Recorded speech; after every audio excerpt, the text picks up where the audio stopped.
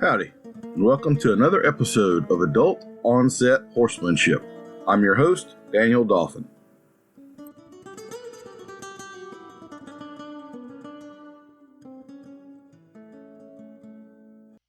Hey, I just wanted to take a second to encourage all of the listeners out there to head over to our websites and make sure that you're on our email newsletter lists. If you're not on the email list for dolphinhorsemanship.com and thebitcourse.com, just go to either of those websites. There'll be a pop-up within a few seconds that'll prompt you to join the newsletter, put in your name and email. We won't pester you with irrelevant stuff. We're not going to sell your address or any of that stuff. It's safe. It's just for communication. I've had a couple friends that lost access to their Facebook page and that kind of thing, and 30,000 people they were communicating with all of a sudden are gone. So we want to make sure we've got you, and there isn't possibility of just losing the entire audience. So we're going to have some exclusive offers and put out the most current information, as well as some bonus things like the walking challenge that we've got going on in December for you to win a chance to get a free virtual coaching session with me. We'll be doing one of those each month, and that'll just be through the newsletter. This episode is the audio recording from a live Q&A that we did this past week, and I just wanted to give y'all a taste of how those live Q&As are going to go. We're going to start doing more of those, give y'all some input on podcast guests. Y'all ask me questions, I get a question or two, and again, it's a nice open format where you can bring whatever problems you might have, and I'll take my best shot at it. So this is what that goes like. A 6-minute timer. Okay. Well, I see a few more that are trickling in, but I guess we'll go ahead and get started. Just to let y'all know, I don't have like a presentation or any agenda lined up for this or anything. I meant it more to be a Q&A kind of a thing. We've been getting a lot of kind of questions about the podcast and that sort of stuff, and then there's always lots of bits and horse training questions, and so that was kind of my intention, was y'all can have a free-for-all. Well, I guess maybe if we use the chat, that'll be the simplest way to keep it organized, where we don't have people talking on top of each other. If y'all haven't done a lot of Zoom stuff, there is a little bit of a lag, so you will very frequently think the person before you is done talking, and then you wind up talking on each other and nobody can understand anything. So if y'all want to bring up the chat and put your name and question, then I'll kind of, or just raise a hand or whatever, I'll call on you. Not everybody has a name on their deal though. So what y'all got? Any particular topics that we want to address or anything? Am I showing a lack of leadership? Were y'all expecting more of an agenda and a presentation here?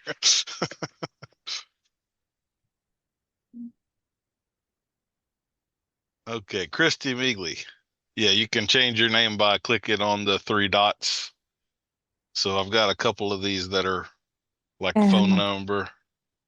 Like Rich, for whatever reason, yours is coming across iPhone 343. I've already identified that from you talking. But am I even on there? What? I didn't see you highlighted, so that we may have more people than what are fitting on my screen now.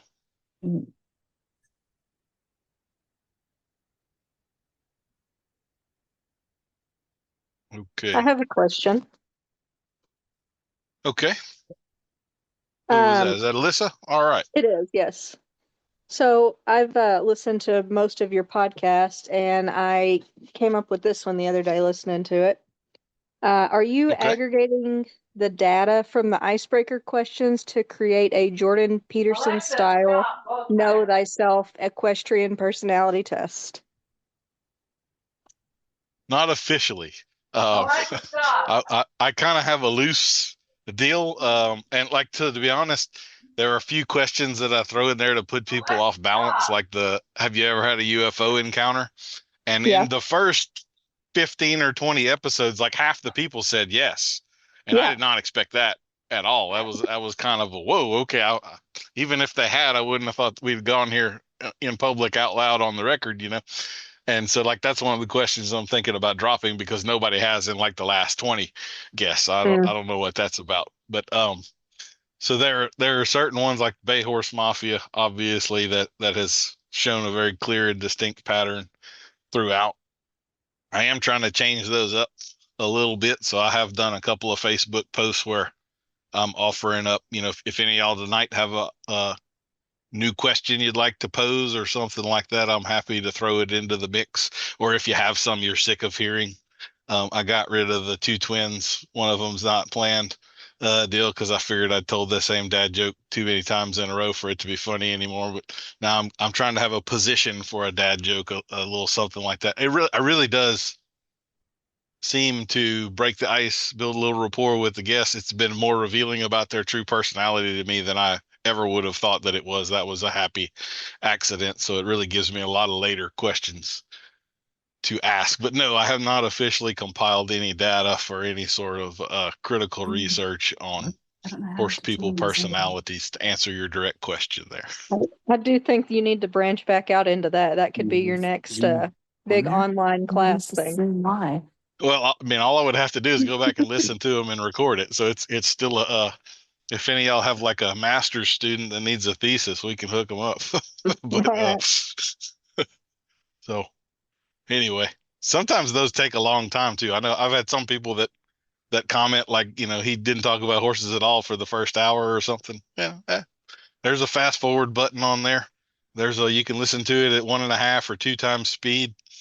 All that kind of stuff. If you don't like what's on there, it's easy to get to something else. So, but I like it. I think it's helped build rapport. Because some of the guests I know, some of them I've never met. We had a 5-minute phone call and then we did the podcast. Yeah. So it's hard to get into a deep conversation or for them to trust you and really answer the questions when they don't know you and how you're going to treat them. So I think those questions do a lot to help that out. Set timer for 2 minutes. I always thought you should do either UFO or a ghost encounter. A ghost encounter is a good one. That was a good one.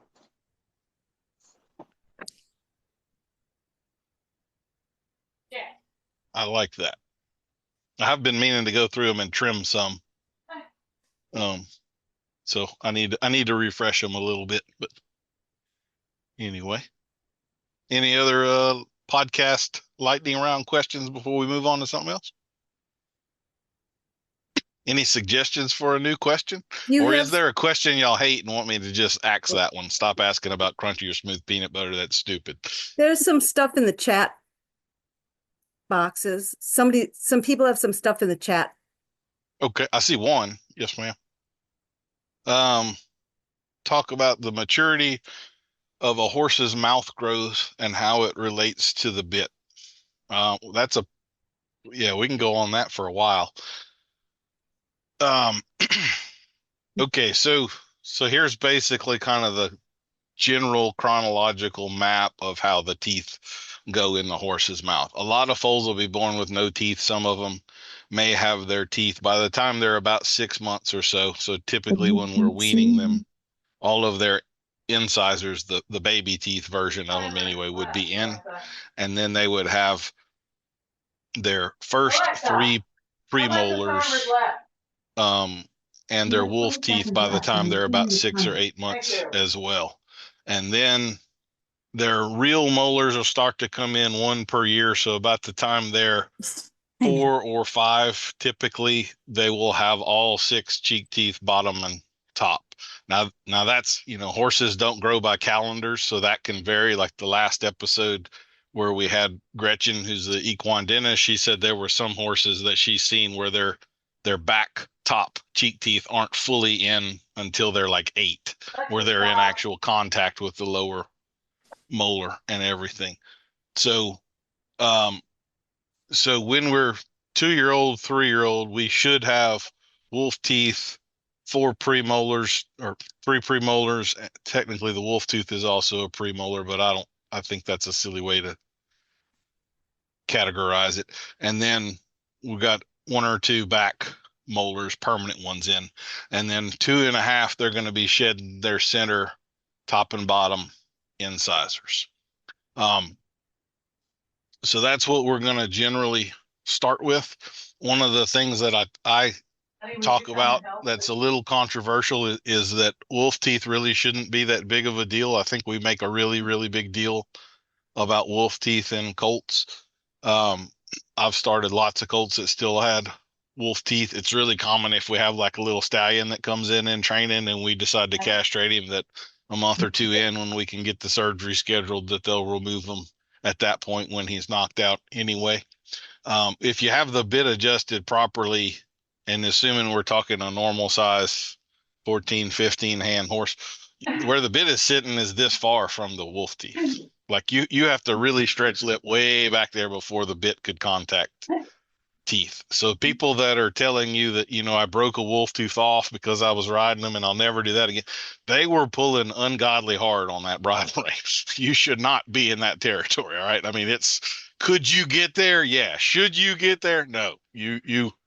Some bad things were going on in that instance. I do still recommend that wolf teeth get removed. Because I don't know what's what. They're Rich, would you mind muting? Or I'm going to go ahead and mute you there. Okay. So I do recommend that we always remove wolf teeth. Technically, they are deciduous too. So if y'all have had any young colts that you had dental work done on, it's really common that you're not going to find all 4 wolf teeth. Really common. In fact, I can't remember the last horse that did have all 4. So they will drop some on their own. The bad part of that is that sometimes they're recessed, and when the root dissolves, they migrate. So like in the bit video and the bit course and all that, I actually have a horse, Lusitano gelding, that has a wolf tooth that moved up his skull and fused right below his eye and his cheek. And you can see the bump clearly under his skin and feel it and everything. They can migrate all the way up to what they're called ear teeth, where you'll think you have an abscess in the ear or something, and then the vet will go working with it and remove teeth out of there. That'll be a little freaky at times, and that's not common, but that can happen. When they get to be 3.5, they're going to shed the next outer set of incisors, and they're also generally going to lose the caps on the first 3 molars. So that baby tooth that was in there, it's going to pop off. It's usually about that thick, and that can be a problematic time. Just like with kids when they're teething and things like that, they can have some mouth pain. They may get a little mouthier. If it's in that time range, I can play around in their mouth and kind of see what's going on. And like I talk a lot about the foamy mouth and expressing their discomfort or emotional unwellness through the bit. If they're shedding caps at that moment, I don't have a dentist around that can pull them or whatever. I have the reason sorted it out, so I can kind of disregard some of that information because I know what the cause of it is. You'll also see pretty characteristically when they're in that 3-year-old range, that's when their jaw's going to expand a little more to accommodate more of those permanent teeth coming in. So it'll be very common, a 2-year-old, the underside of his jaw will be flat. And when they get to be a 3-year-old, you'll get a bump in there. And then that'll level out and it'll kind of be flat again when they're in that 4, 5, 6-year-old range. So this goes, I think, a lot into the vaquero world where they would use a Bozal, a Hackmore to ride the young horses. They didn't have the same kind of dental knowledge or instrument, no sedation, no speculums. You think about all the things they didn't have, but they knew all these changes are going on in the mouth. I mean, between 2 and 5, there's kind of a constant shedding of teeth, new things coming in and erupting. So things are changing all the time. So they can have a lot of issues with their mouth. And so they just stayed out of the mouth until that was done. By the time they're 5 or 6, you put a bit in there and then you roll, and kind of all that stuff is taken care of itself. So, Linda, that's a good question. Did I adequately answer it, or is there any more to that you would like expounded upon? Because I could take some tangents there. Yeah, you did. And when you said about the changes in the bottom jaw as they grow, I think that's more what I was thinking about. Mhm. So so you answered that. Yeah, you can spot a 3-year-old just about easier than any other age of horse because they'll have kind of that divot in there, or not divot, but they'll get that angle to their jaw rather than it being flat. Pretty much in usually the spring of their 3-year-old year is when all of a sudden you're like, oh, okay, we're there now, So, And but and like I say, they don't have calendars, so it does vary with certain horses. so it is possible that that causes them some discomfort, and like you said, the vaqueros use the hackamore and kind of avoid that. That's my belief. I mean, there wasn't really a lot of written record about that kind of stuff. My personal feelings on that is that within the vaquero community, you had a lot of discrepancy in education. So you had the aristocracy that was highly educated, and then you had the other people that weren't educated at all. They couldn't read or write. And so what got passed down, the accuracy of it and so forth, I kind of question. But a lot of that's word of mouth record and everything. I mean, those people were practical and pragmatic, if nothing else.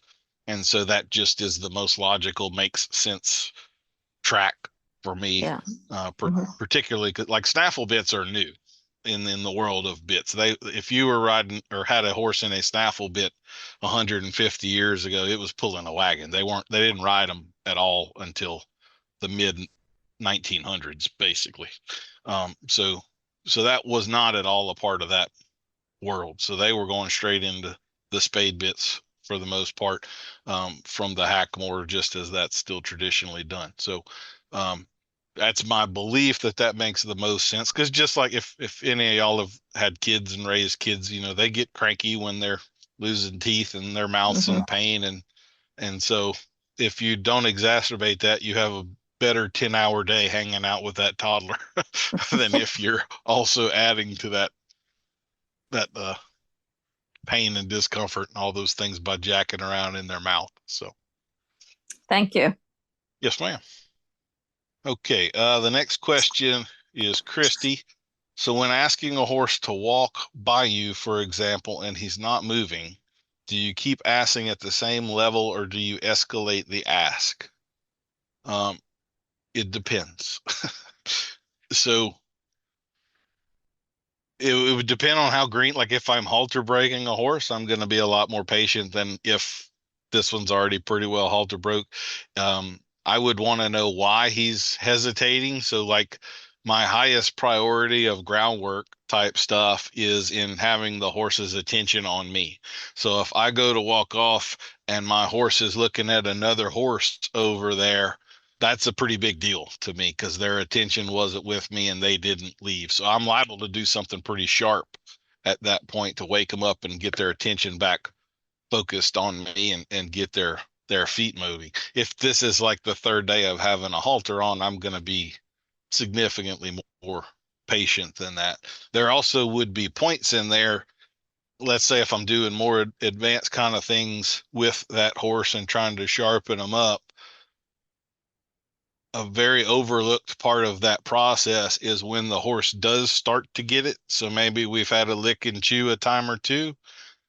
You now have to slow down enough where they can kind of redo that thought process. They're literally developing neurons, making a wrinkle in their brain. And so you have to allow for that time. If you don't slow down in those moments and let them think through it and smooth that pathway out and everything, then you're actually prolonging the speed with which they're going to learn and remember, and it's going to become a second nature thing. So I would probably be very, very patient with, a horse that's brand new to it, a lot less patient 2 months later, least patient if it was a scenario where I know they know what I want, they just weren't paying attention. That's where I'm going to be most harsh in that situation.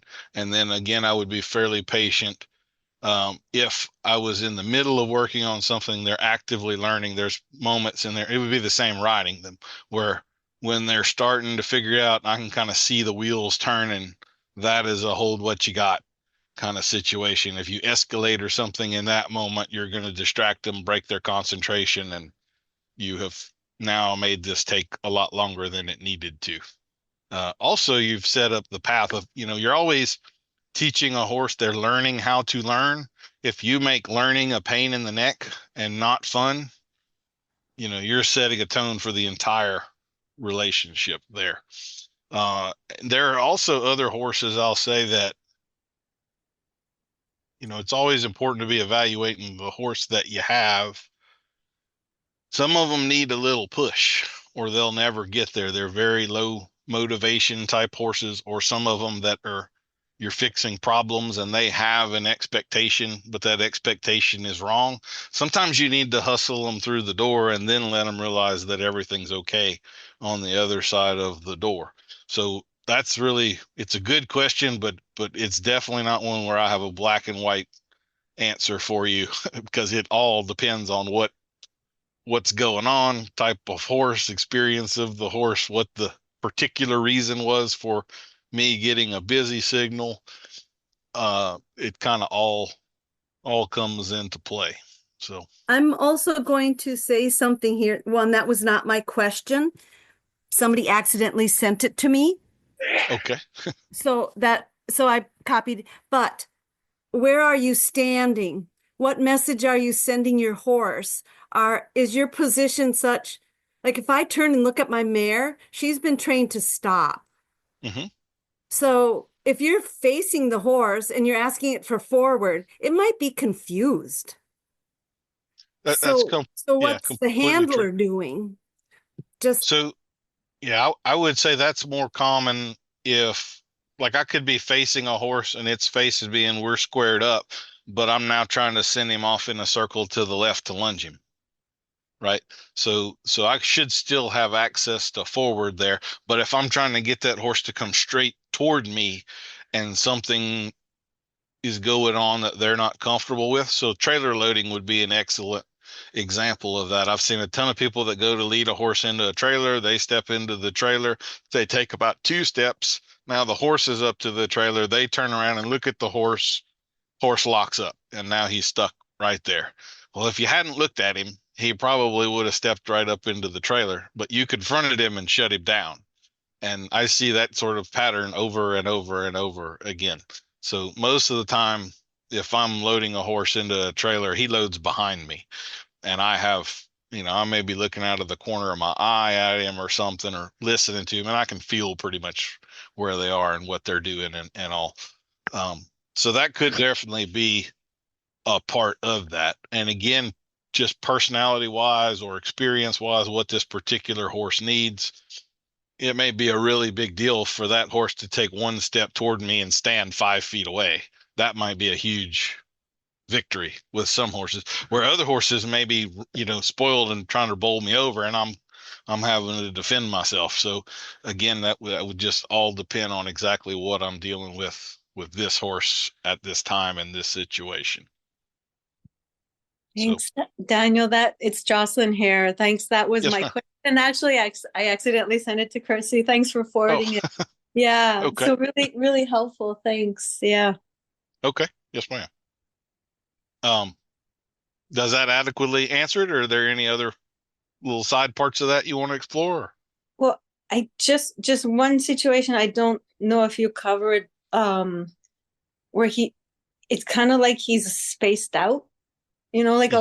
I'll take a step. It's not that he's paying attention to anything else. It's like he's inside himself, mm-hmm. and just kind of spaced out. And then he locks up. I start walking off, expecting him to be beside me, and he's mm-hmm. just standing there. So that can be a good thing. Like one of the things that indicates to me is that he's pretty comfortable with you, because mm-hmm. if he wasn't comfortable with you, he wouldn't allow himself to space out. But that also, if I know I'm working a horse that has that tendency, I may give them just a, hey, wake up, pay attention. And now we walk off. Yeah. That way I kind of resolve that before I asked him to do anything. And that way I didn't put him in a position where he missed something or gave me the wrong answer. Does that kind of make sense? So it does. I use the kiss as kind of like going, hey, I do that all the time, especially with the young horses and the problem horses. It's a very useful tool. Some of the trainers that I've worked with that are really quiet all the time, it honestly freaks me out. I'm just like, that's such a great tool that you aren't using. Like, why don't you just give them a little, what's softer than a verbal cue? Nothing. I mean, so I find that really, really helpful with horses like that. And having seen you ride your horse and handle him and all, I mean, he is obviously pretty comfortable with you and has been handled a lot. So that makes total sense. I mean, it could be his name, it could be whatever, but some sort of auditory wake up, pay attention before I'm going to put him to work would be probably the thing there. Okay, thank you. Yes, ma'am. Let's see. Linda has another. She's talking more about the growth plates in the jaw more than the teeth themselves. Okay, so that's essentially what I was talking about with the bump under the jaw. So I don't know if you wrote that before I talked about that or not. Okay, so and I'll say here too, like if y'all hear nutritionally people talking about like the calcium phosphorus ratio, there during the days when we didn't really have that much in commercial feeds, they had a technical term for horses that were fed oats, because oats really would be kind of the perfect balance of everything for a horse, except that the calcium phosphorus ratio is inverted.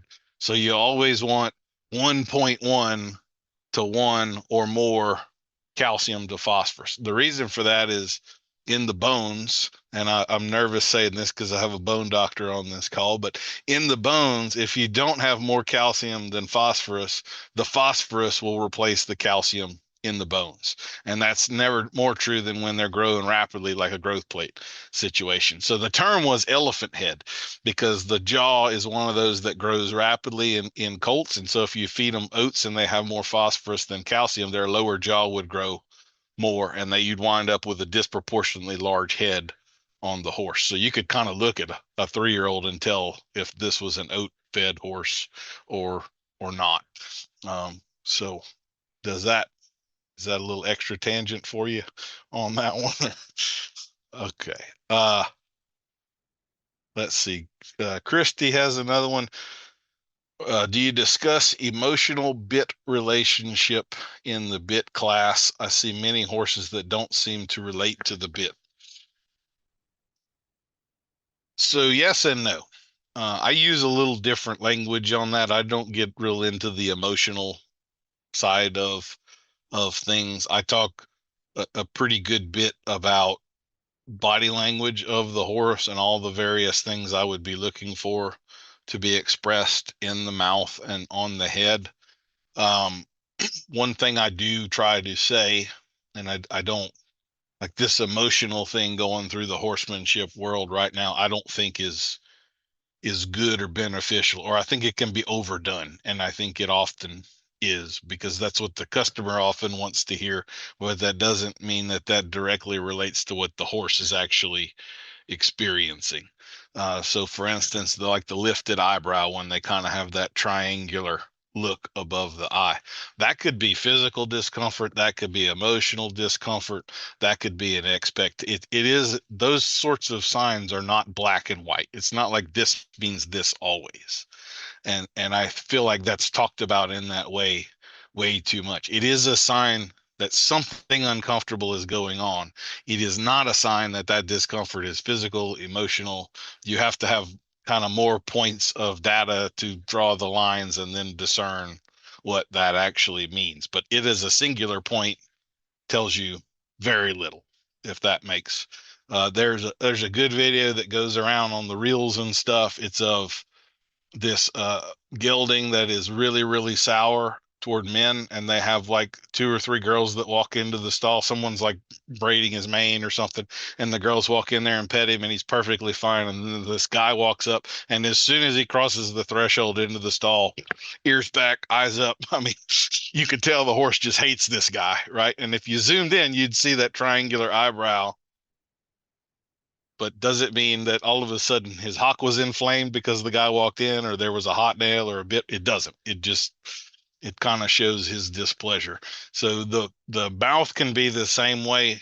I have seen horses that were expressing a lot through their mouth because saddle fit was a problem, or they were sore in the hind end, or so on the emotional side of things, a lot of these body language signs, I'm looking for a clear pattern of multiple things that I can directly correlate with this one thing. So that one thing could be an emotional trigger. It could be a behavioral trigger. It could be a physical. Like if I got the triangular eye every time I did a circle to the left, right? That now I've got a more clear pattern that would indicate pain or something like that.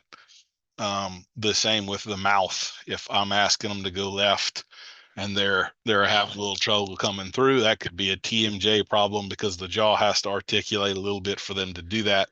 If I'm seeing asymmetry different one way than the other, that would be more indicative to me than a singular deal. So in terms of emotion, the way that I view that is more from the classical conditioning side of things, which is, does the horse have a pleasant or unpleasant association with the bit or being ridden? And that's how I'm going to view the emotional stuff. And I try not to say positive or negative because that gets too close into operant conditioning and positive reinforcement, negative reinforcement, which have different meanings altogether.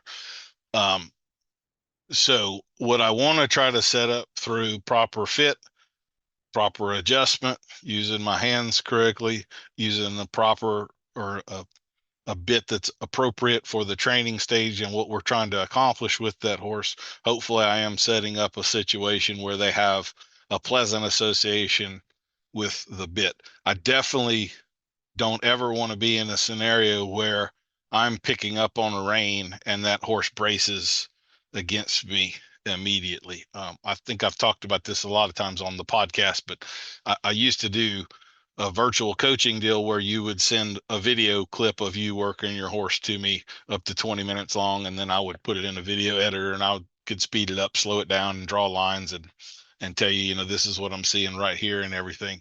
And when I started doing that and I started slowing videos down, I noticed a ton of horses out there that when the people would pick up on the reins, that horse would go it would be just a microsecond where the eyes would close and you would see them flinch a little bit. And when I started seeing that in slow motion, then I started seeing it in real life, and I see it all over the place. And so my big fix for that is just slow down, let the horse see you coming, and they won't tend to brace up against you. But as far as directly getting into emotions, that's about as much as I do that. And if I can wind up with a pleasant association to the bit and the training and all of the aids, then I can morph that into really helping the horse. I'm also now able to feel the horse because I'm aware of what's going on and I'm paying attention to the micro body language and all the little things. And so that gives me now the opportunity and the tools to help that horse relax, release tension and all those things. And now we have access to what they can really do. So does that sufficiently answer your question, Christy? Yes, that makes a lot of sense. I don't ride my mare very much, but I finally got I'm going to call it a kit. I got her in a snaffle bit, got my slobber reins on, got out my 7-foot leather reins, rode her I ride in my English dressage saddle, and I tried not to use the reins at all. And because that's what I got the slobbers on, that's my red, my trainer always said, green is they're straight down, yellows, they're coming back a little bit, reds, like you don't want them red, pulling straight back. And I thought, okay, this is going to help me keep my hands still and not be sending unwanted messages. And it was beautiful. So I just kind of wondered about this because when I first got her, it seems like she kind of chomped the bit more. And of course, I've had her 5 years, so we must have made some progress because she's not chomping the bit. She's not yawning constantly when I'm riding her. Or even when I'm working her on the ground, she's quit yawning so much. Mhm. And so I So, like, just kind of wondered about, because this, you said something about the emotional relationship a horse might have with the bit, which is like you said, the cringing. mhm. They're like, oh, now what's going to happen? So Yeah. yeah, I mean, it all makes perfect sense. So, like, Good, what you're good talking about stuff. there is she quit yawning. Yawning is generally a release of tension and a literal stretch of certain structures in the head and neck and throat area. And Uh, so we know your horse had some trauma when you first yes, started working with yeah, her, and so it makes sense she was releasing that. But it's also a good thing that we see over, if we looked at her snapshot every 6 months, we would hope to see that she's doing less and less of that because she has retained and is dealing with and working her way through you most of finally that. figured And out that somebody's not going to beat the crap out of her or run her into the ground, yes, ma'am. basically. Yeah. And so yeah, so she still does some yawning, but I mean, a few years ago, it would have just been like, I've never seen a horse yawn this much. hmm And And that can, yeah, I've yeah, never gotten my hands on your horse, but like she could have even had damage in the hyoid and tongue area down there, and through all of the releasing and getting her to yawn like you're doing, she's stretched and strengthened and potentially even worked some of that out if she did actually have a physical problem yeah, going on. yes, So, yes. She has, it feels slow and long because we're going on 6 years, but yeah, the progress is definitely there. She still has problems with her body, and God only knows what happened to her. Her hind end is kind of shot, but I'll ride her moderately. I mhm, still plan on that. I'm doing therapy with her mhm. constantly. Now I have another question for you. Okay. Because and this has come up, and this is it's kind of what I'm seeing, and you mentioned it a little bit. There's so much like these days saying, oh, natural horsemanship is just teaching your horse to shut off and ignore. Do you know what I mean? Like hmm uh you I can't remember the word. Learned helplessness. That's hmm what I think, all the So, yeah, natural horsemanship's not a term that I use, and to be honest, like what it originally described, at least to me, was using the natural psychology and herd behaviors of the horse to your advantage, so that you were kind of coming at the horse in a manner that they could more readily absorb. yeah. But I feel Um, like it's got taken into run them in the round pen and kind of Yeah, so it that's got not harsh. necessarily natural horsemanship. That's Yes. someone's version of natural horsemanship, along with what they feel like they need to do to sell a new line of hats and t-shirts and carrot sticks and whips and underwear with their Yeah, face on the yeah, back all of it, and all the of the other t-shirts. various things. And they have to seem different from someone else, so they have to discredit part of what the more popular people say and put their own spin on it. And Yeah, this is what's really going on. And yeah, yeah. and you go through 30 years of that, and now it's morphed into some perversion of what it originally was meant to Yes. be, which is why I don't use the term. It's not like I Y- don't disagree with what it originally was, but I don't want to be associated with what it has become. Right, And so, right. Because I see in when I watch your videos and I see you handling the horse, you're using some of the methods and the ideas, but I feel like you have that wisdom of moderation. What I'm wondering is like I haven't really been using a particular program. I was using a program that, I modified it because I'm a old grandma and I'm more gentle and I go slow. I am so slow. People hate how I work because I work really slow. And I'm just wondering if doing that kind of program, having step, step, step, step, would give the horse more confidence and a sense of safety because you're doing something more steady and I don't know what to call So it. that's a complex question, and I would say yes and no. In reality, I'll Darn. say that the program thing you're talking about, that is 98% for y'all and 2% for the horse. People who we're teaching want a recipe as to how to do this, and it simplifies our lives. I really could compare that a lot to cooking. You were giving me a compliment about moderation and wisdom. It's just because I've cooked enough that I know where I don't feel tied to the recipe. I just need an acid and a fat, but I can choose avocado or canola oil, right? So, and I'm confident enough and experienced enough that I know we're going to get there in the end, and this is going to taste good. So if you get too much in the methods and the kind of, I call it tab A and the slot B type horsemanship, there's always going to be a ton of horses that fall through the cracks of that because they needed you to deviate at some point because that horse didn't have this problem, or they were more sensitive to this, or you needed to change up the order again because of something specific to this individual. And so if it's easier on you, it's probably harder on the horse. And if it's more philosophical and takes a lot of years to get it figured out, that's going to be harder on you, but easier on the horse because it isn't too formulaic and too much of a recipe that puts all horses into the same round hole, whether they're a square peg or not. Yeah. So, which I think is all within the bounds of what natural horsemanship was intended to be and should be. I also would say, I mean, a lot of this stuff, again, with the recipe and all of that, even the term natural horsemanship, right? Like that's just someone's organizational structure of how they view that it should be. It doesn't mean it's right, doesn't mean it's wrong. It's more of an opinion. I think peanut butter with strawberry jelly is the best sandwich. So that's what I'm going to show you all how to do. But, there's no operant conditioning. That is just how this group of people viewed the organizational structure. They set that up and they tested it and everything seemed to fall within it. It doesn't mean that there aren't other ways that it can be done or flexibility that can happen.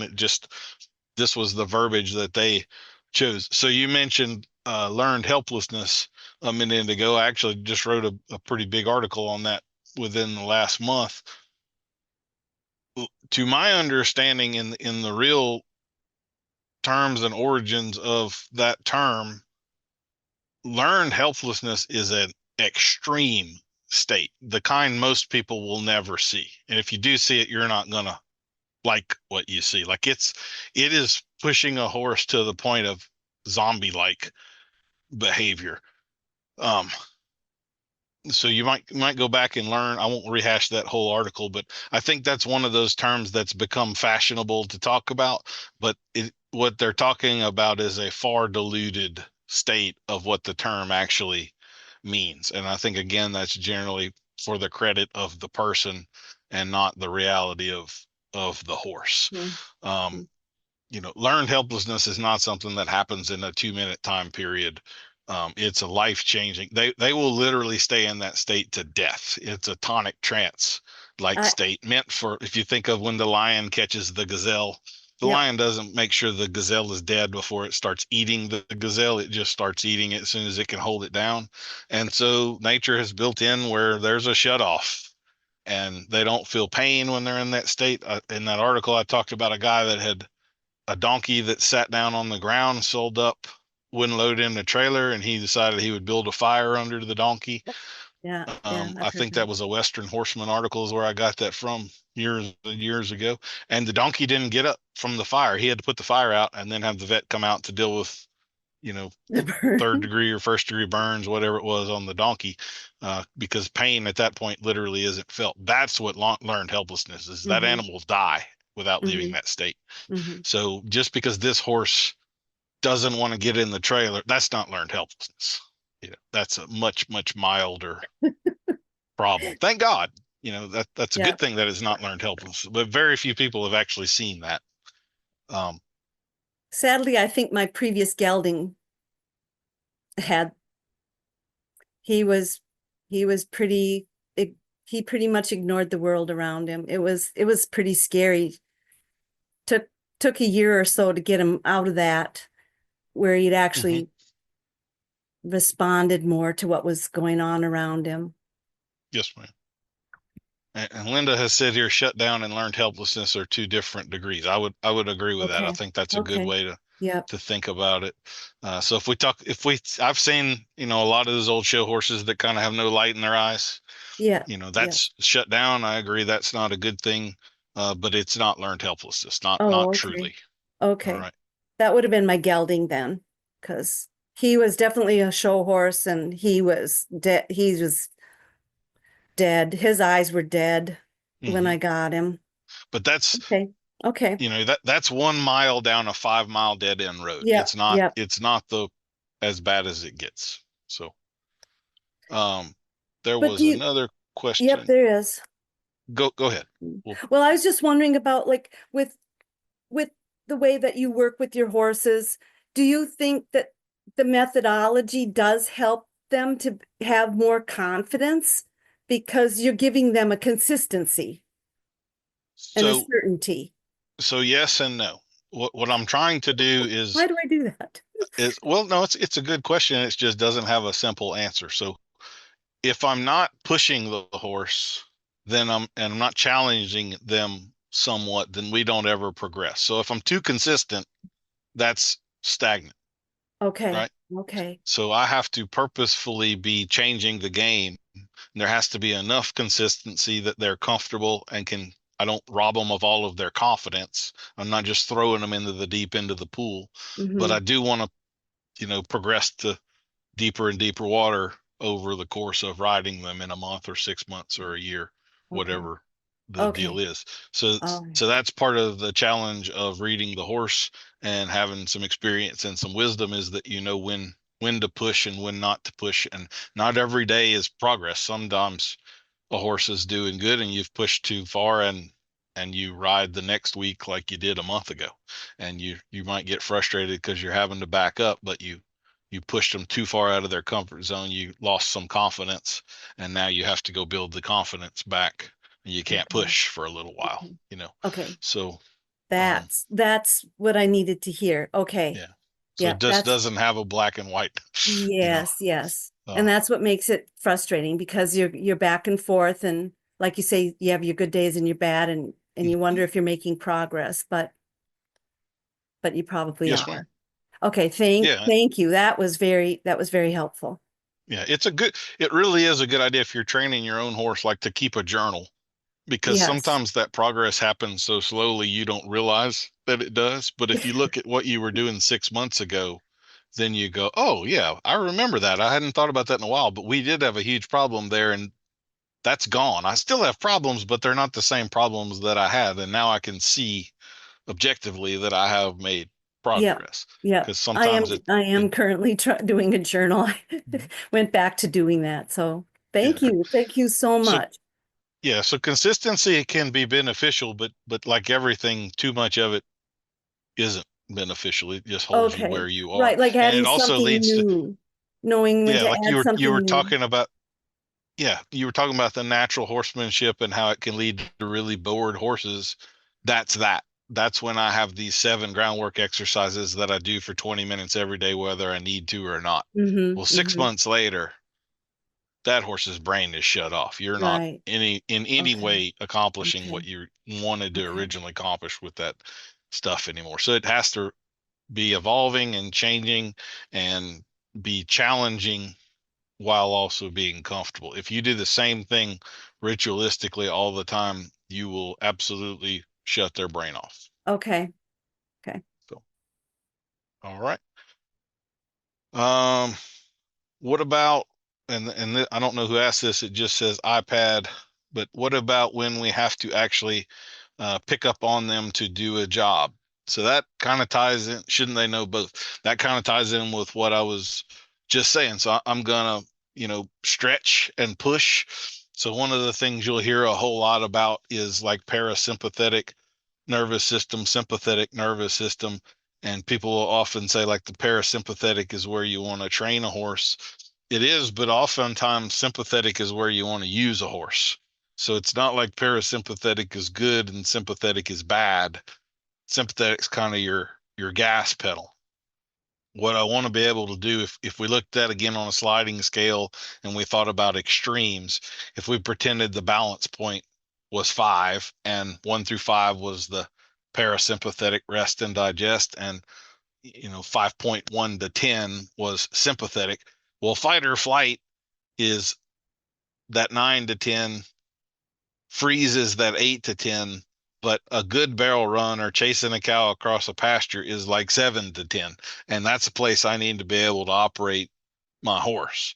And so we do the slower training, and then we kind of gradually add some speed. We have to back off, and I think of it like a ratchet. I go over here about as far as I can, and then I have to come back over here, get my horse comfortable again, and then I go back over here and add some speed. And if you can walk that razor blade, you don't blow your horse up, but you do get really high performance. If you don't come back to the parasympathetic enough, you blow your horse up. You have the barrel horse at the NFR that 7 men have to lead into the arena, right? Or the Olympic level dressage horse. If y'all want to watch something funny, Google Olympic dressage horse bloopers on YouTube, and you can watch hours of $500,000 horses walking into arena and then running off or rearing straight up or whatever, because like they're right on the edge of that cliff, and on this particular Tuesday they couldn't hold the edge. They fell off. So yeah, I definitely believe in pushing a horse at times, but that's where the experience and the wisdom comes in of what's too much, what's not enough, and so forth. You have to kind of toggle back and forth between. So does that, I'm not sure who asked that, but does that answer that sufficiently?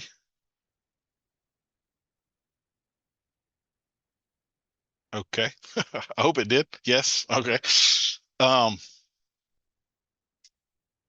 Miss Tammy asks, what are my thoughts on Liberty work? Is that an advanced goal? Is it the ultimate in connection with your horse that so many say it is? Is there a lot of benefit to it? Just curious. So I'm not personally real big on it. I think the beginning stages of it, where you kind of do have your horse hooked on to you and so forth, I think that's where most of the benefit is. I think taking it to higher and higher levels, and this would be true of any training, including riding, you get most of the good, like the 80% of all you're ever going to get happens in the first couple of months. And then you spend the next 2 years trying to polish up and refine that last 20%.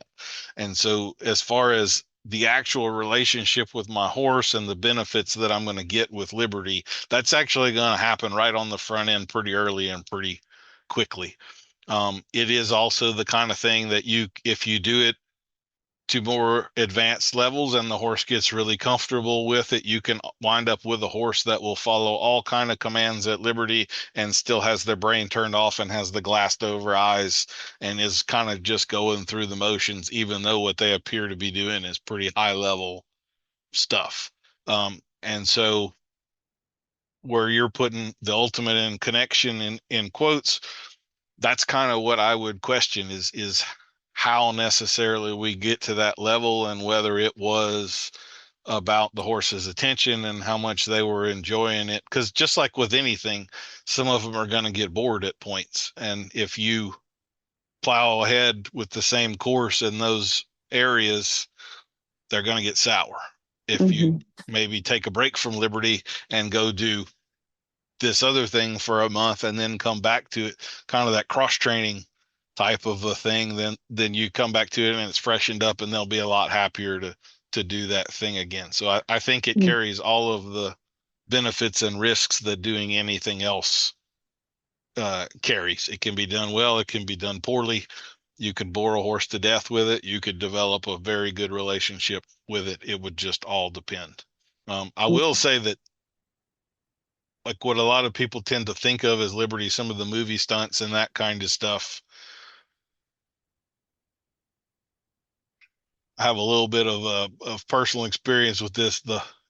Sometimes what that horse you don't necessarily want to know how the sausage is made, even though what they showed you on screen looked really cool. So Yeah. some of those really high performance things, you would not want to personally go through what they did to get that horse to do that. Well, you So you remember the little mare I had that was rearing, yes, ma'am. Yes, ma'am. Yeah. and you're like, somebody trained her to do that. Yeah, I think so. So like training a horse to rear, or even some of the airs above the ground and dressage type things. I think the capriole is the one where they jump up and kick out and all. Like you're provoking that with a whip, and Yeah. you're instigating them and agitating them, and they are inevitably going to get frustrated and have enough and decide to fight a little bit, and then you reward that, and then you shape it, and now you have a horse that'll do something that looks really cool. But there's no way to get there without having agitated that horse pretty significantly first. And You know, I so certainly don't want that happening on the trail ride. yeah, yes, ma'am.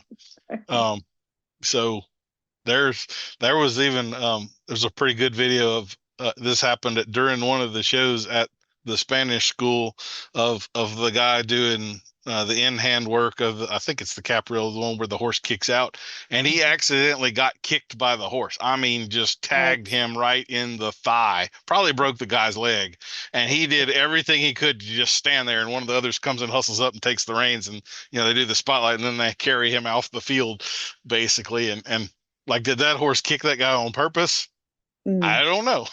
Depends on what happened the week before when they were training on that, So what's the difference there between that? Like, I've actually been to the Spanish riding school. I mean, it's beautiful to watch. Mm-hmm. So what is the difference? Like, to me, that's training more for, I don't know what the word, like more for obedience rather than a connection. From what I'm hearing people talk about liberty, that's seems a little different. Yes, ma'am. So again, I would say that like that word connection, that could be more on that emotional side of things. That's more referencing what you're wanting out of this relationship and really doesn't take into account horses and what horses really are so much. I don't know that I would say rarely have I seen relationships with horses that was as strong from the horse's side as it was from the person's side. So like if you want to see connection, I don't remember the name. It's something, the blind horse, the Appaloosa that's missing both eyes, and the lady's train. I think he's in Washington or Oregon or somewhere up there. Oregon. That's a connection. Oregon, yes, ma'am. That horse implicitly trusts that lady. On the other hand, if he had both eyes, would that be the same relationship? Because he kind of has to trust her at this point in time. I think we see a lot more of that we're exposed to a lot more of that in training than we recognize for what it is. So like riding behind the vertical, you're putting a horse in a position where he cannot see where he's going. That's one of the first things we talk about in the bit video and the bit course and all. That is submission through blindness. So do all of the trainers that are doing that understand that that's what that is? I don't think so, but I think it gets them the results that they want. But the reality is you're putting a horse in a position because of the way his eye works where he can't see 3 feet in front of him. And so he has no choice but to default to you and your control and be obedient because, he literally can't see where Endo, the blind horse. Endo, yeah.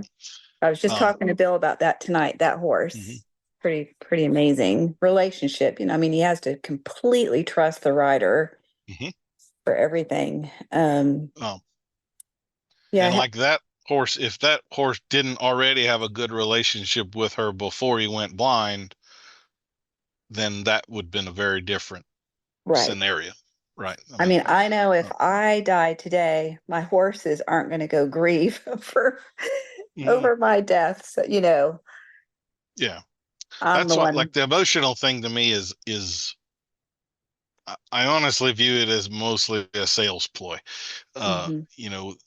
just to be frank with y'all, I mean, most of the customers are women. Y'all do have a more of a tendency to want that sort of a thing, but it doesn't mean that the horse actually feels what you would want them to feel. It's just a romantic sort of a thing, and I kind of feel like that takes a little bit of advantage of that.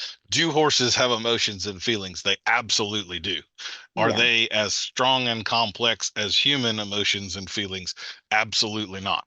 You know, and that's me being completely honest with you. Think about like mares and foals, like what Rich was talking about. You know, imagine how many of you ladies that have had a kid could have your baby at 6 months old taken away from you, and 2 days later you'd have just been like, right? Is that the reaction you would have? No. So they aren't the same level of emotional and all of that we are, and that's just reality. Right. So. But you were taught, well, I guess I'm thinking about like the join up. So that's a registered trademark term. I can't actually say that out loud without owing a royalty to somebody. So I'm not going to use that term, but you can. Well, it's interesting because, I mean, that's kind of what I've been taught, you know, with the horse. You want him to join up to you, you know, and then speaking with like Richard Boatwright, you know, I'm going to be having, you know, Tucker do some training with him. And he said, I don't ever want a horse to join up with me. I'm roping. That horse needs to stay put. So is it just, is it very like discipline specific or? Well, I would say that it does have a tendency to do with what your goals are. So I know exactly where Richard is coming from on that, and he has his specific reasons for not wanting a horse to hook on to you. I'm kind of the opinion where if I'm working a colt in the round pen and it's there and it's available, I'll spend 20 minutes working on it. I'm not going to spend 4 hours working on it. It's not worth the time value isn't there for me. And in actuality, like if Richard were to work on a horse wanting to come to him all the time, when he gets to the roping stages, he now has to work to undo that and then teach a solid ground tie as a separate cue. Right. So if he starts that process in the beginning, it actually means more work and more complications down the road, and a potential where that horse thought this is what you wanted, and now you're changing the rules on me, and now do I trust you and all that. So it's kind of a can of worms he would just rather not open. Well, my horse will follow you everywhere. Like he's just in your space. He doesn't. Yes, ma'am. Yeah, he's like the black lab, you know. So he would have to be taught a very consistent ground tie in order to do the things Richard would want to do with him. I would say that probably like 98% of horses, that's not going to be a problem, but in that specific use, it would be. Okay. So. All right. Yeah. So I've never done a Zoom chat before, so I was trying to figure it all out. Okay. We got another question. The walking challenge. Oh, did somebody else have something? Okay. Did I cut you off, Miss Tammy? No, I was just trying to find mute. Okay. This is from Terry. The walking challenge that I've started, I'm assuming it is to challenge us to learn how to control and understand the footfalls. That's exactly what it is. If you come out of that being able to perform 70% of that challenge, then you have won. Most people are simply not very aware of the feet and the footfalls and all of that. I've said this 100 times, but I think it's the perfect example. When I do clinics, I've done this for a dozen years now. I'll just have the people participating form a semicircle, and I'll ask them all to ride forward 7 steps and stop on the 7th step. And only about a year ago, I had 3 out of 12 people do that on the first try. The record was 2 for a decade or more. And that should be a pretty simple request that anybody can accomplish. I could probably do that on like 90% of the colts I start on like the 3rd ride, I could walk 7 steps and stop on the 7th step.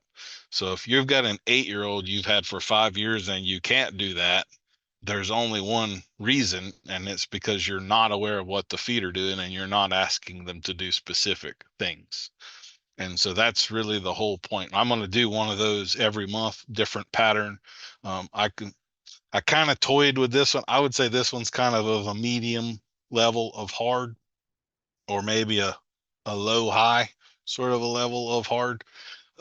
It could, we could get out of the walk and add more complexity to it, but I think that's probably beyond 90% of people's ability to successfully do. So I kind of wanted to smoke y'all in the beginning where you went, oh, there's a whole lot more to this than I've really been aware of. But now you're churning and you're asking some questions and you got some motivation and some goals, and it's at the walk. So in the winter, when you're probably locked in your barn, you can still, you don't have to have an area where you can lope 80-foot circles or anything. So that is kind of the purpose of it. I will say too, when you start to get a feel for the feet and you work on, horses really learn best when you have very simple and very specific goals. And then you do that repetitiously until they get it and it becomes second nature.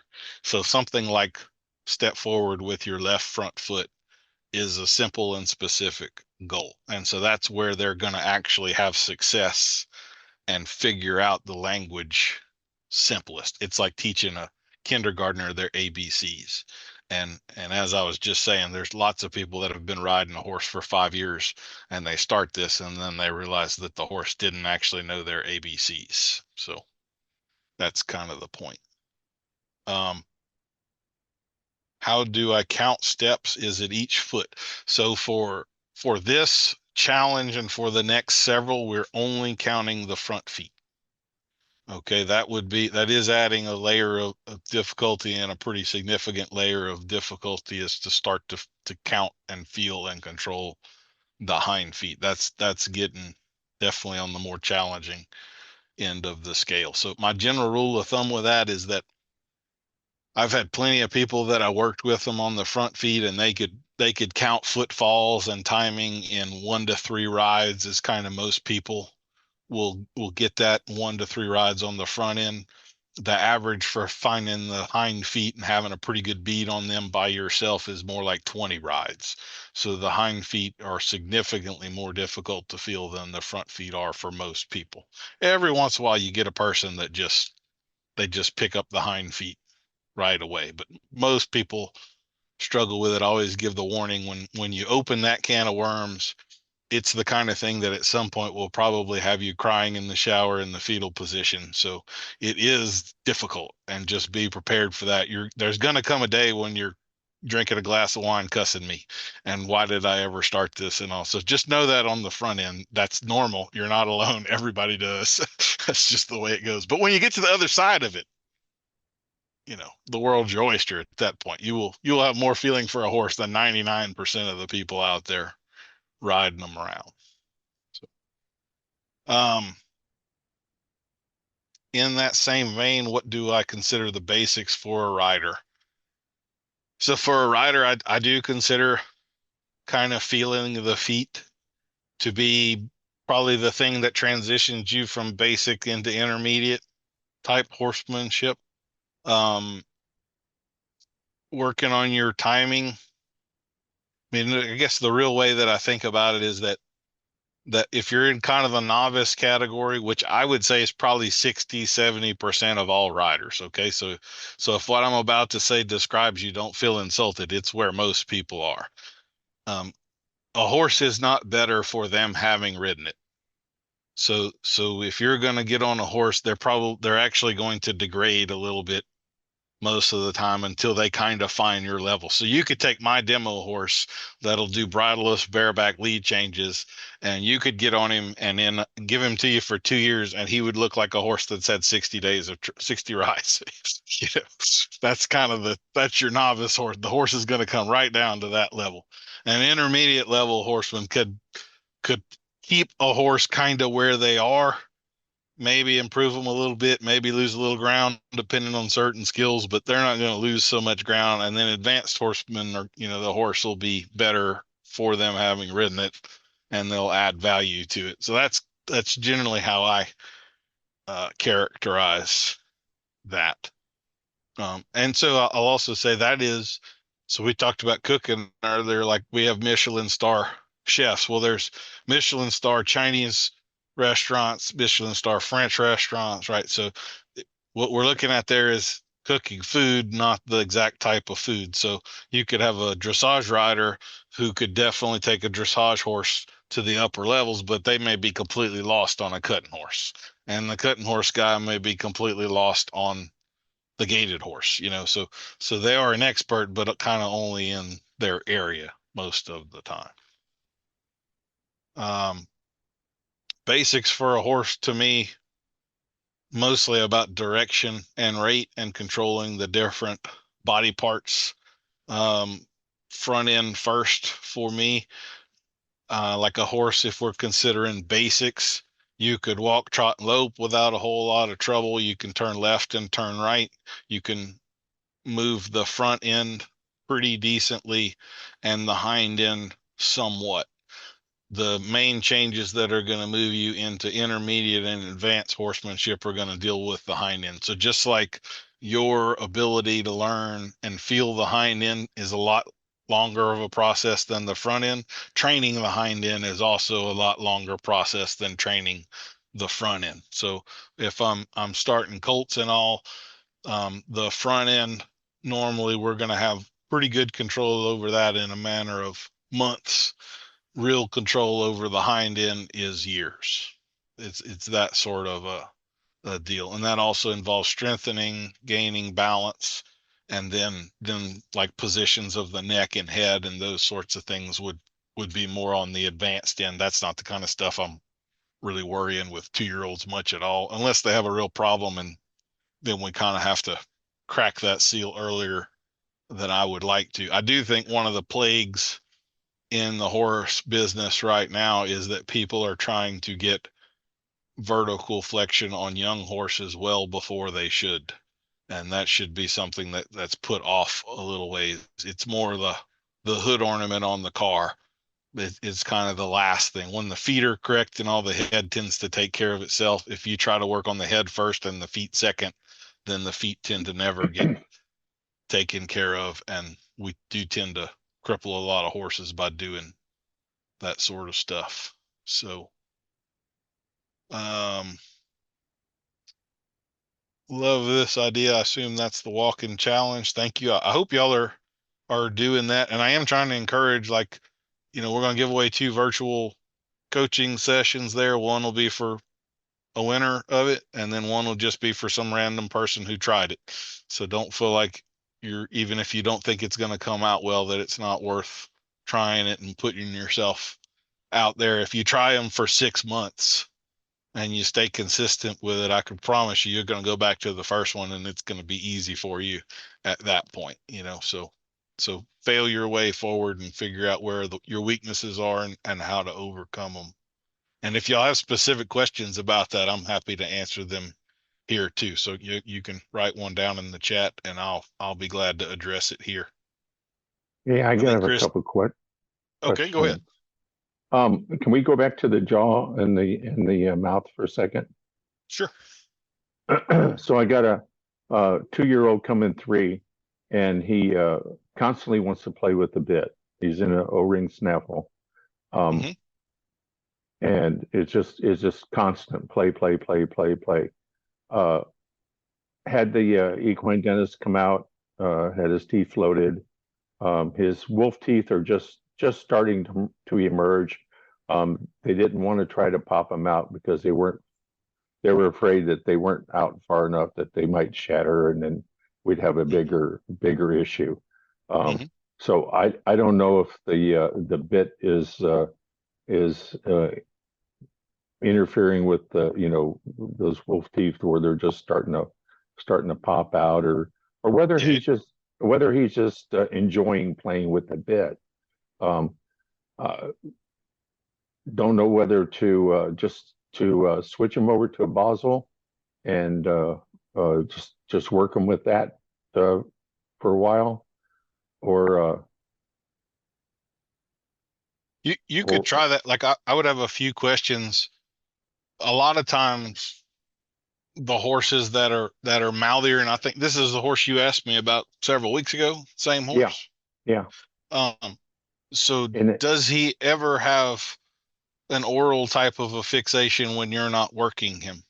Like, no, would you mean walk like, out like trying to bite at you or snip at you? Or well, not you necessarily, but just is he a mouthier horse? Could you envision walking up to him in the paddock when you're not messing with him at all, and he's sitting there playing with his tongue or mouthing on something or biting this, or so he's not doing?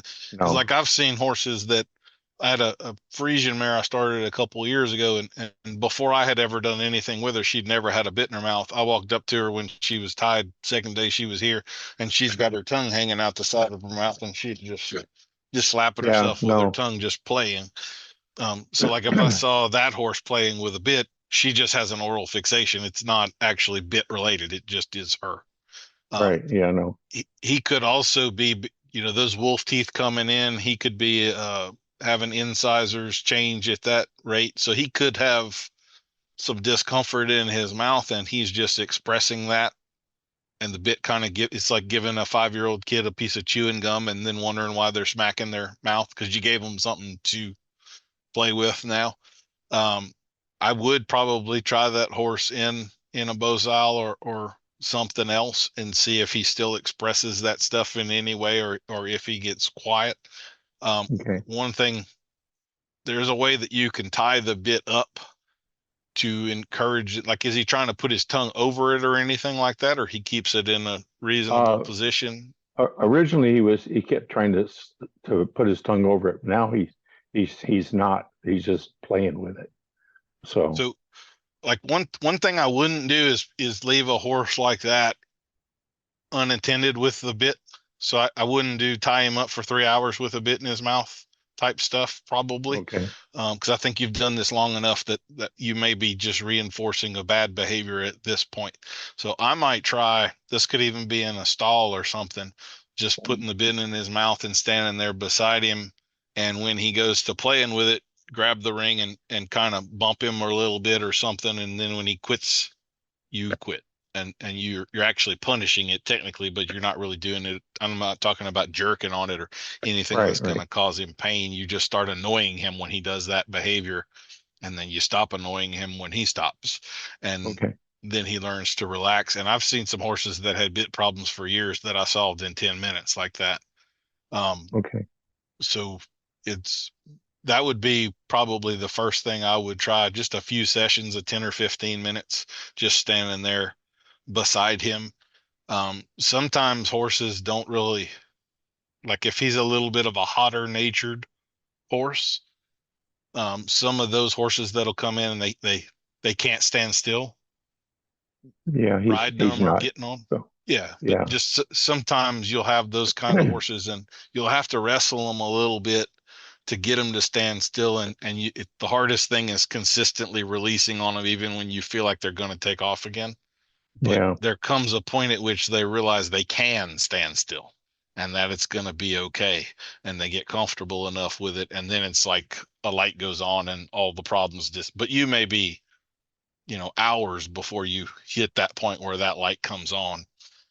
So this can be that kind of a thing too, where you play with them, put them to work every time they get to mouth it on the bit. You're technically punishing the behavior, but all punishment means is that you're adding something to make a behavior less likely to reoccur. It doesn't mean you're beating them overhead with a 2x4 with nails driven through it or anything like that. So that's probably the next thing I would try with that horse.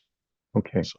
And then the other thing with your walking exercise, maybe I'm just dense here. Would it be possible on the pattern for you to draw arrows on which way you want? There are arrows on it. Are there? I guess I'm just blind. Okay. Yes, sir. You can, I sent out 2 emails with that. There's one where it's an attached PDF, so you could print it out or blow it up or anything. But there Okay. are some arrows in there that are indicating this direction of turn and that kind of thing. Okay. I guess I was probably looking at it on my phone and I just blind. Yes, sir. So Yeah. Okay. And if anybody could see me eating my dinner, I have to apologize. So No, your video's not I don't on, know. so. No. Okay. All right. So this is the first time Cynthia tried to cook dinner in like 3 months, and I wasn't going to try to stop her. So Yes, sir. Very good. So I'm glad she's feeling better. Yeah, better's not. Yeah. So, but yeah. Up to cooking supper anyway. Yeah. Well, yeah. So anyway, all right. So you can remute me. Okay. Yes, sir. All right. So I think we've got, do we count the step our horses takes to square up before stopping? No, I tried to write it this way, but I intend for the horse to stop and then square up. And so, ideally we can do that all in one motion, but on a greener horse and you're just starting this, that's, we don't get to start with our goal. So I wouldn't expect that right in the beginning. I would rather him square up with 2 little check steps than 8, but you start where you start and then you try to progress it from there. So again, don't look at that. I don't want that to be the kind of thing that gives someone anxiety because they're not getting it perfectly. If you're better on December 31st than you were on December 1st, that is what matters. Whether you aced it isn't really the point. Okay. Can you rise to the level of your horse? Hopefully, by continuing lessons and coaching only with me. I need some hope. I'm not going to drag my horse down. So, that's one of those tricky things about trying to put the right horse with the right person. Ideally, you want kind of a gap. I would rather you overmatched somewhat where you have to kind of grow into your horse, but that gap has to be crossable. We don't want you having to climb Everest to be able to get along with this one. And that's not always the perfect thing to set up. Sometimes there's I think kind of a thing. And, then you have the horses that are a sure bet, 25, been there, done that, all the experience. So, can you rise to the level of your horse? Sure. A lot of times. Is that you, Miss Tammy Waldron, that asked that question? Okay. So, I don't want to embarrass you or give out any proprietaries, but like with your previous horse, y'all were a setup that I was and there was a gap there, but I thought that you were going to make it, but it was going to push you a bunch. And in my mind, that was actually successful. I mean, y'all went over a year and y'all were fine. And then we had, I think it was a success too. Mm-hmm. And then kind of had that one bad day and it was just sort of that series of unfortunate events that wound up being what it was. So, that's actually the position I would, for someone's first horse, I want them on that safe, secure, they can't hardly mess up. But I would also like to see that 2 years in, they're bored and ready for something to step up on. So that would kind of be the deal that I'm ideally looking for. I mean, I know I'm a better rider because of Hank. So yes, ma'am. Yeah. I would agree. I mean, just the conversations that we were having through that process, it was very evident that you were growing and learning and realizing lots and lots of stuff. And you got to feel things on him you weren't going to feel on a less sensitive. Oh my gosh. Yeah, horse, he taught me what it was supposed to feel like. Yes, ma'am. So by continuing lessons and coaching, I mean, I think that's you're gonna.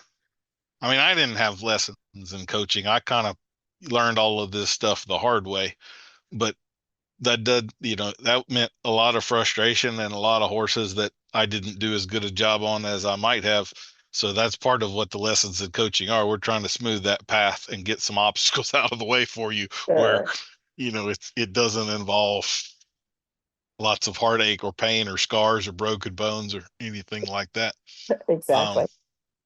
And you need some hope. Yeah, I don't know the new horse that you're on right now, but everything I've heard about him seems good. And I have a lot of faith in Richard over there helping you out and everything too. So I'm very optimistic for you with this new one. So yeah, I am too. I think we have a yes, lot to learn together. So I'm sure we'll yeah, jump on some video lessons with you. absolutely. Yes, ma'am. If I can just figure out the technology part, that is the hard part. It's basically this. Okay. We do them over Zoom, just like this, and it doesn't have to be anything fancy. If you just have wireless earbuds and a tripod to put your phone on, then we can work Okay. with that. Oh, I good. know Alyssa and Jocelyn have both done lessons like that. We usually start off kind of identifying, okay, when you go over there, you walked out of the picture, so don't go that far right anymore. And then here's where you go left. And then if you go too far away, I can't see you with enough clarity to say anything, but you're going to run out of earbud range anyway. So really and truly, the scope of what your phone will film actually fits the virtual lessons pretty well. Well, So, that's good. Sounds like it's working well. yes, ma'am. Yeah, I was leery of it too at first. I mean, it but it really does seem to be working out pretty decently, and with the little things that you lack, like I would always love to put hands on the horse and feel this for you and put my hand in the mouth and what the tongue is doing, and you have a hyoid problem or whatever, but we also do get to record these where we don't get to do that in a live lesson. So there's trade-offs to things. You can go back and watch it 4 times and see what I was seeing in that moment. Or I really think video is one of the greatest things to aid riders. Like I know myself when I was still apprenticing coming out of college, that was really when I started to feel the feet. And I started to feel a lot of mistakes that I wasn't aware of before. And it actually made me really insecure because I thought now, everybody's watching me and they can see all these imperfections happening. Yeah. And this was back when camcorders were this big box on your shoulder, and I had I a remember customer that those. had one, and they filmed me riding, and I went back and watched the ride, and I was like, oh, you can't see all that stuff I'm feeling anymore. I'm feeling things that aren't the eye can't pick up. So this doesn't look nearly as bad as I thought it looked. And my confidence kind of came back up. So I That's think great. video is a huge tool. Do you prefer it over doing the live clinics now, do you think? No. No. No, I would, live clinics are my favorite thing to do. There isn't really a substitute for being able to put my hands on the horse or hold a rein and say, here, feel this. This is what you should, that kind of stuff. But it's a good, Miss Jocelyn's in the Yukon. There's no way I could pop in for a lesson with her. So it's kind of the next best thing. So yeah, absolutely. I'm sure I'll take advantage of it at some point. Yes, ma'am. Yes, ma'am. Well, thanks for answering that question and giving me hope. No problem. No problem. Are there any other questions? Miss Linda had to leave. I've got a couple questions. One of them's kind of general and one of them's pretty specific to a particular horse I'm working with. So I don't know if you have a preference. Oh, go ahead. Whichever one. Well, the specific horse, he is a very well-trained individual. He's not very old, maybe 6. I don't really know his history other than they bought him off of a video and they could stand up and do a bullwhip and rope off of him and ride him through the woods. And he's got buttons I don't know what to do with. Like, this horse is trained. He will also buck your ass off when he gets insecure. And his rider, his owner, doesn't know how to hold him together through that. If you can hold him together, he'll pretty much stay with you. And I don't know how to help bridge that gap, especially without her taking very many lessons. So I'm working with him and not as much working with her. And I don't know how to help him bridge that gap. So the first thing I would try to aim for is, like, probably what she has there is a little bit of trouble reading him because she's not I'm gathering from your question, she's not reading the buildup. She just finds Right. herself here all of a sudden. But there She finds definitely herself were, on the ground. yeah, there were, 8 little things that he said, hey, before we got Right. to that. Unless it's like the Right. dog from out of nowhere that runs underneath him, and it really is just all of a sudden the thing goes off. So that would be the first thing, is to try to have her a little more aware of the horse and trying to see a little more of the lead up to what got us to this point. A lot of horses are kind of trigger stacking, that they have like this little emotional bank account, and we have these few things that come out through the day, and each one of those pulls a little money out of that account, and then at some point they're overdrawn and they have nothing left, and now we have the overreaction. So if we can start to notice those smaller withdrawals coming, or we can gauge, I know this horse has a pretty small bank account, I don't have 8 of those, I have 3, and then boom, right? So some of those horses really benefit from stronger leadership. They're the ones you want to grab a hold of and say, no, not now. And then they'll kind of defer to you and bottle it up. They can hold it together a little bit more. That would generally be my first tactic. So I would want to read the horse, try to be mindful of where I am, not get him in too much trouble, try to figure out the whole point is, if you can stop short of that line, you stretch him but not too far, then you're like growing the bank account at that point. Now we have more to pull out tomorrow and the next year and so forth.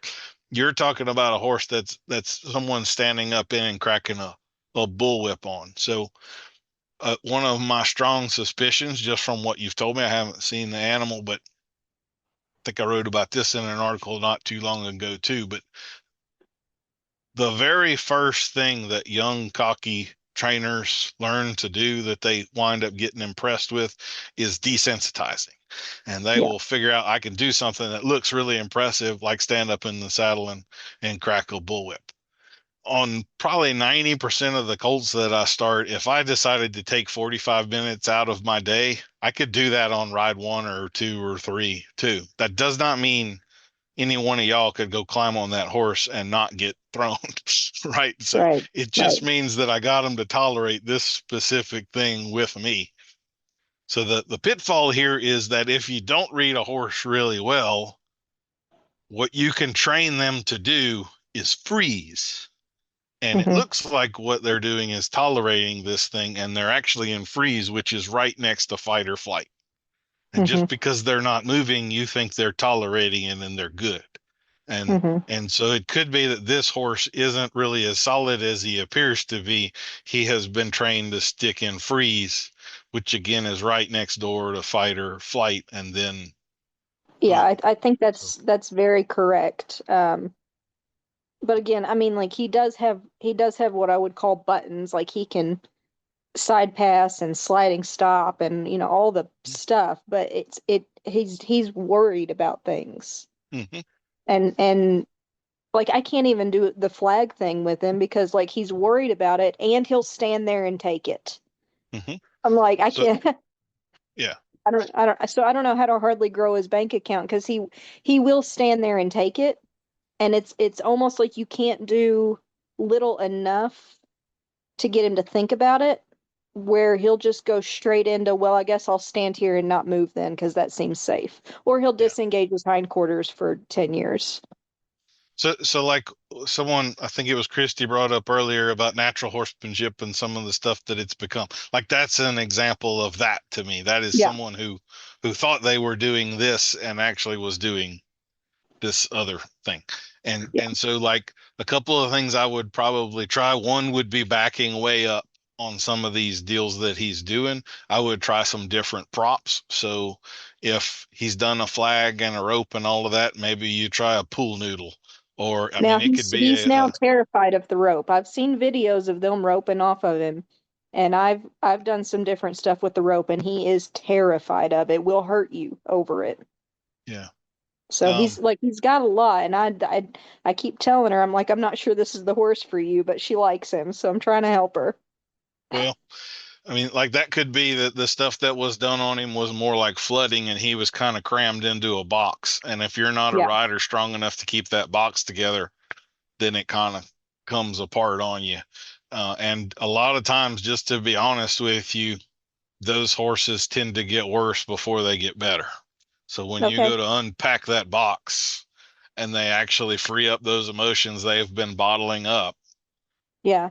that's not necessarily a month I want the owner there to watch, because they may never climb back on that horse again after they see some of the things that happens when they come out of freeze and they start releasing all that tension and all of those things. Sometimes it gets significantly worse before it gets better. So like I did 2 articles, one on learned helplessness and one on flooding. And so you might go back. I know the flooding one I emailed, but the learned helplessness one's on Facebook, and you probably would have got the email anyway. I should have, yeah. I'll go back and look for it. It may have gone to junk. I don't think I saw that one. That, I know we talked about it in your last lesson too, about like I'd rather show a horse 50 things twice than 2 things 50 times. So this is definitely that situation. I want to get as creative as I can and not use something he's already seen before. So I kind of have as close to a fresh slate and not a anticipatory, he's going to lock up and freeze, or because you can't teach him if he freezes. Like you're stuck at that point until you get him out of it. So yeah, I run into freeze and panic, and that's his 2 states. Well, panic is actually the improvement. So panic's what he's going to do when he comes out of freeze. And then that's the horse you're looking for. Lick and chew, big deep breaths, lets down. You probably are going to have to antagonize him with something and then back away 20 feet for him to be able to let down. And he needs to do that 80,000 times until you've got him back where he's actually managing his emotions and not just freezing. Because that's a significant problem. On that kind of sliding scale, freeze is a good ways into the sympathetic nervous system. It's right before fight or flight. So if you train a horse to go there, you are right next to danger. So, and that's kind of, the more you talk about him, the more that's what it sounds like is going on. These are the horses I get wacky with. So like I might do the flag thing and he freezes and I'm going to do 3 jumping jacks in front of him and he's going to look at me like, what in the hell is this person? I've done a lot of jumping jacks just walking up to him because he's weird about you walking up to him. And I'm like, oh, well, I'll just jump around then. Yeah. He needs as much stuff that makes him go, what the hell is this? That's the exact, because that's a stimulation of thought. Now he's just not anything to get him to think. Absolutely. That is your solution. This is not going to be solved in a week. This is, I've been working with him for a year and it's better ish most days. This I kind of hesitate to say this. I don't know how comfortable you would be with this or something, but like these are the horses that you lay down. That tends to help them a bunch, but that can be dangerous. I don't know if you're have done that or if you're going to do that for the first few times, I wouldn't suggest you do that with one that might actually be dangerous. So, I've done it on some pretty compliant individuals, but there's not a good spot there to really do it. And I think he'd be the type to really panic first and think later. So I don't know that I would feel comfortable doing it with him. That would be the kind of horse that I would do that with, though. That sort of thing. You could also try some other stuff, like maybe leading him by the feet. That can help him a lot too. But that's a good thing to do in a round pen or something. Or if you're comfortable enough holding 2 ropes, one to the halter and then one to the feet, that can. Some people, that's way too much going on in their hands for them to deal with. But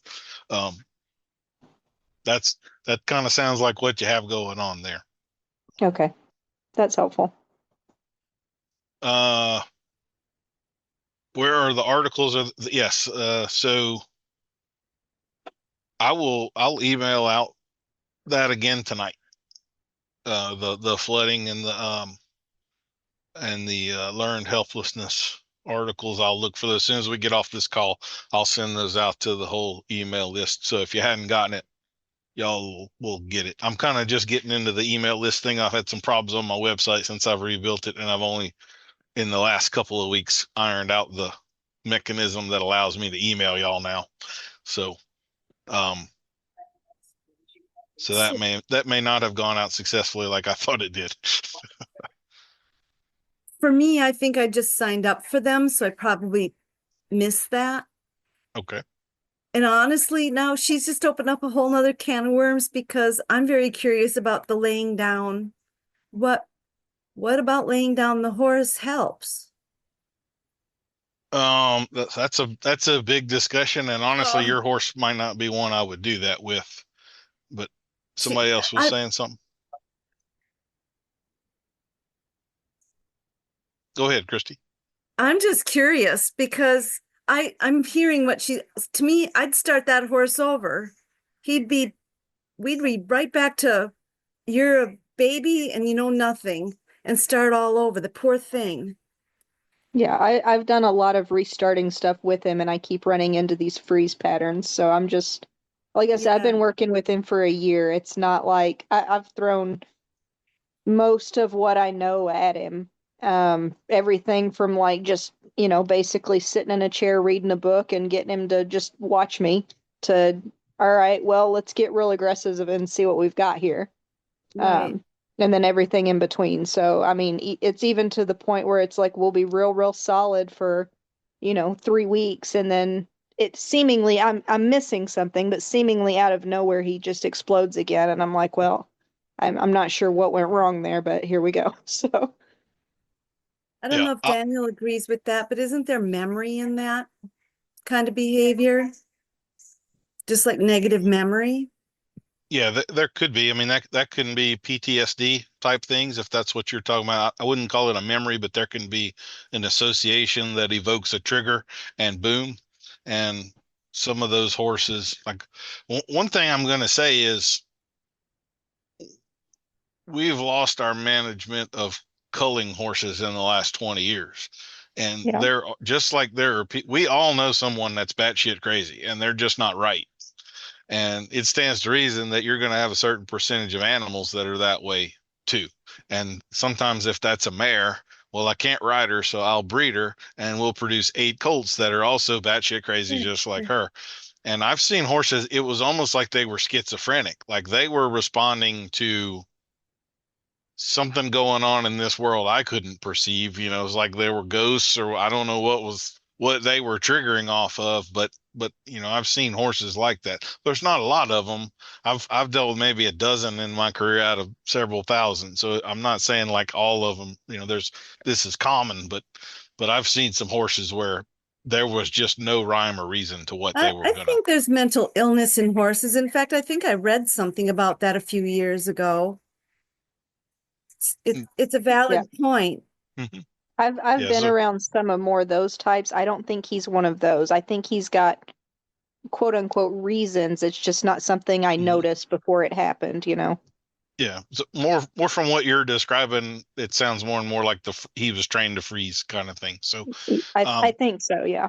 Yeah. So what I would, if you're asking me to unpack about laying him down, I would want to first build a rapport with him, which means I do some pushing and some backing off. I want to get to a point while I'm playing with him that I'm pretty sure I can trigger a lick and chew or a yawn or something like that at will.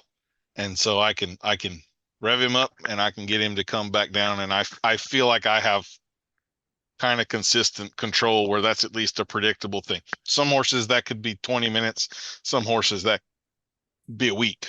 It just depends. When I feel like I've got that going on, that's when I would attempt to lay them down.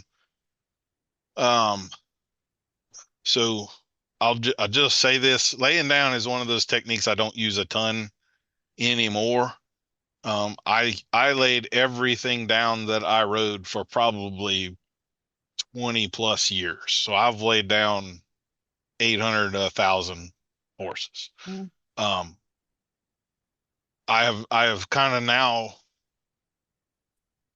figure again in that time value thing, like there's certain types of horses, certain situations where I could lay them down, but I don't get as much value. I could do better things with that 30 minutes than laying that horse down. There are other horses like what you're describing where that's maybe the best 30-minute use of 30 minutes to an hour that I could possibly have. So for the ones that it works on, they tend to be either the really scared, really withdrawn bronchi types, which is kind of what you're describing there, or the really spoiled, really pushy, need to be taken down a notch type horses. So kind of both extremes.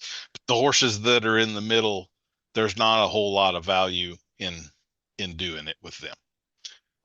So I don't know if I would be responsible or irresponsible to explain to you exactly how I would do that. I actually do have a YouTube video. I think it's called Laying One Down with Feel, that shows like the last few minutes of me laying a horse down, which is exactly the kind of horse you're describing. Okay. And there's a couple of things there. So I want them to go down easy, which doesn't necessarily mean the first time they go down was a good down. So if they go down and try to get right back up, I let them, and then I start over and I lay them. So some horses may get laid down 5 times before they're actually down. All right. I kind of want them to fight. They're going to fight the rope. They're going to fight themselves. I try to stay out of the way and just let them do that. And I'm just guiding them to the ground. So it isn't I have an advantage because I'm a big, strong guy. I'm not, it's like a bridle rein. I'm just guiding them here, and they either are resisting that or finally yielding to it. And I'm just waiting until the resistance melts away and they yield to it. When they go down, I immediately undo everything. So they got their feet back, their heads loose. I don't flag over the top of them. I just pet on them a little bit, and then I walk to the far end of the round pen. And if I was a smoker, I'd light a cigarette. I'm just hanging out over there. You would be. So like, here's a couple of oddities. Probably like 80% of the horses I've laid down, they go down in 5 or 10 minutes. It is not generally a prolonged process. I've had 2 that took over an hour. They were full brother and sister. And if someone brought me the next one in line, I would just shoot it in the head and save us all a whole lot of time. Okay. But no, I mean, I would honestly, I would not try to lay that bloodline down again. I've learned just not worth it. So, but most of them go down in a reasonably quick period of time. You would be shocked the number of them that stay down for like 20 minutes. And I let them, long as they're down, they're down. Usually that's the end of our day. I don't ride them after that or anything. I don't mess with them when they're down there. A ton of them will lay down for a while, get back up, kind of halfway up on their side, look around, see me, and then lay right back down and sleep another 10 minutes. That happens. Probably more than half of them do that. And it tends to be a really life-changing kind of a thing. Like they're never the same horse again for the ones that it works on. I don't personally like to do that a ton of times. I feel like it's a law of diminishing returns. So with like maybe 10% of them, I'll do it again the next day if I didn't feel like we had got all we needed to out of the first experience. With most of them, I might do that again 3 weeks, 6 weeks later or something, but I don't do it, 5 days in a row or anything like that. If that's what's going on, then you didn't really get much out of it. It's not working. You need to try something else. So I will say that the argument could be made that what is happening in that process is learned helplessness. I would say it's not quite learned helplessness, but it's on that road. But I'm doing it in a good way. I'm putting that horse in the worst position I could possibly put them in. They are going to fight. They are going to freak out. Their eyes are going to do this, and then they're going to succumb and lay down. But the important part is that nothing happens. They were as submissive and vulnerable as could be, and they didn't get hurt. They got supported. Everything was okay. And it's, to me, the light switch that flips is that they realize, and this is anthropomorphizing it, but it's like they realize, oh, I've been a fool. It's really not, as all these fears I've had are not justified. This was the worst thing I could imagine, and nothing happened. I put myself in this whole mess. Now, do I think horses have complex thoughts like that? No. That's just my human rationalization and organization of what it appears to be like. But it's something like that. So I do feel a pretty big responsibility if I know I'm pushing a horse pretty darn hard in that process. And so I'm obligated to make sure that goes as smoothly as possible. They don't get hurt, and I've never had one that's gotten permanently hurt.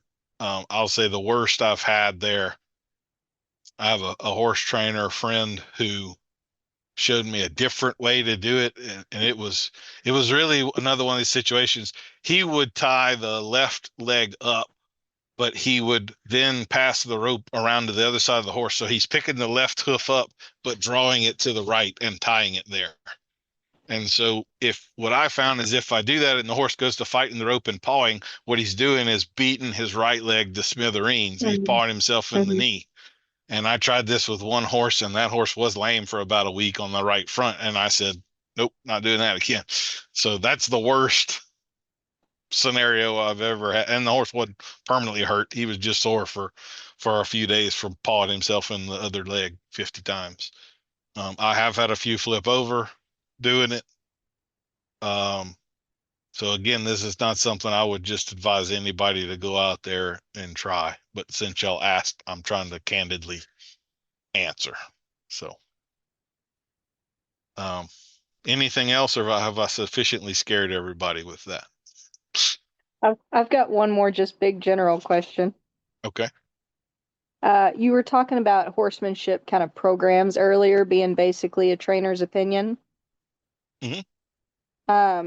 Which made me kind of wonder, are there hard and fast rules or truths to you in horsemanship, which I understand is still an opinion, but what do you look for in those programs to be like, this guy's blowing smoke, where, or, oh, okay, you've got some truth in this. This will probably work out for your horses. Yeah. A couple of things. I mean, one, I look for, I don't want to see a whole lot of ego. If what they're presenting is validating how great they are, then there's a whole lot of smoke in that. If what they're presenting is, this has worked for you most of the times, and here are 3 funny stories about when it went horribly wrong, now I believe the person I'm talking to, that's they're candid, because nothing's 100%, Yeah. And just as I wanted to be frank, there's none of us that fix every horse. If we tend to, at the expos and stuff, we get together, we're telling war stories about the horses that almost killed us. We're not talking about the one we won such and such amount of money on or whatever. That's nobody cares about that. They want to hear about the one that gave you a scar on your arm or whatever. So that's a big thing. I'm looking for how candid they are and honest about this, because it's not tab A in the slot B. You have to be flexible. You got to recognize when this is not working with this horse and I need to change game plan. So do they have 3 game plans, or is it just this? If it's just this, then maybe they're a little too young to be teaching the world. They need to kind of just train horses for a while and learn some different strategies where they have 10 answers for one question instead of one answer for 10 questions, kind of a deal. I would also want to see, I want to hear, honestly, it depends coming from someone a lot, because it does. If again, it's kind of like what I just said. If they can't give you 3 scenarios, and if it's like this, I would try this. But if it's like that, then you're in this other camp, and you probably need to.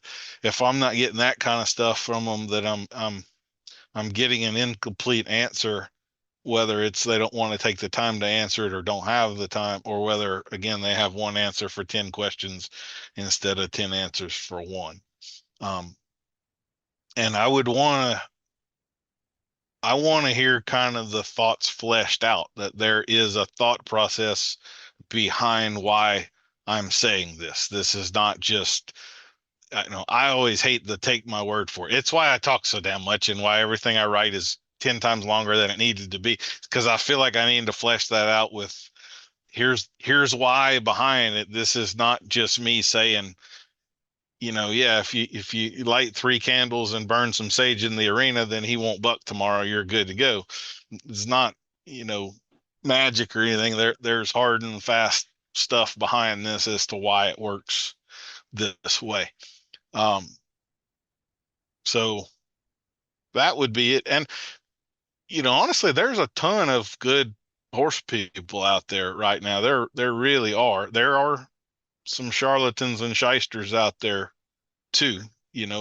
I wish I had more to tell you. I mean, I'm big on I want you to do your own critical thinking and make your own decisions. I don't really want to tell you exactly what to do. I just want to give you the ability to have the answers and figure out your own thing. So I try not to directly address any other clinicians unless they're good friends, and I don't mind backing them up. Does that sufficiently answer that question, or you feel like I'm skirting around? I mean, I can't believe you would skirt around like that. That's pretty good. There are definitely some clinicians that I just I wonder, how is anybody following this person? But I mean, that's, it is just my opinion at the end of the day. Maybe there's some validity to it after all. So, yeah. Christy says, this is better than I thought it might be. It is my life goal to set the bar low, Christy. That is what I shoot for most of the time. So you're figuring me out. I don't like that. I'm going to have to be more shysty in the next one here. Is there anything else? Terry has to go do chores. All right. Well, enjoy your chores, Terry. I did want to ask y'all a podcast question or two, if I can pick y'all's brains a little bit. I have a pretty good list of podcast guests. And in fact, I have a bunch of big name people that were so busy during the year, they kept pushing me to December. And now I've got a whole bunch of people to interview and do podcasts in December. But I'm always looking for other potential people. So if y'all have someone you think you'd like to hear me have a chat with or something like that, you don't have to say it out loud right now. If you feel good about it, put it in the chat or whatever. I'll reach out to them. There are people that tell me no. So I have had, folks that were suggested. Rich suggested one, and I reached out and she wasn't interested. So if you don't hear your guest come on, don't assume that I didn't reach out to him. Better questions. Kevin Costner. All right. So since y'all all showed up for the live one, I'm about to have a Yellowstone actor on the podcast. We're going to be doing that probably in the next week or 10 days or something. It will not be Kevin Costner. It won't even be one of the really big people, but anything else? We're kind of coming up on the end of this too, but I'm happy to answer another question or two if y'all have got one. All right. Well, thank y'all for showing up. I'm glad it wasn't me and one other person, something like that. So y'all have validated my ego for the night. Thank y'all very, very much. And I'll record this and put this on the website. And I'll tell you what, I'm going to hold up on the learned helplessness and flooding, and I will put that and a link to this tomorrow and send that out as an email. So if y'all want to rewatch anything or whatever, it'll be up. But thank y'all for coming on. If you got some horse friends, we're going to do more of these. So tell them it was worth your time. And Daniel sets the bar low. So even Christy was happy about what all we talked about. And it was worth your time. So thank y'all much, and we'll see you another one. Take care.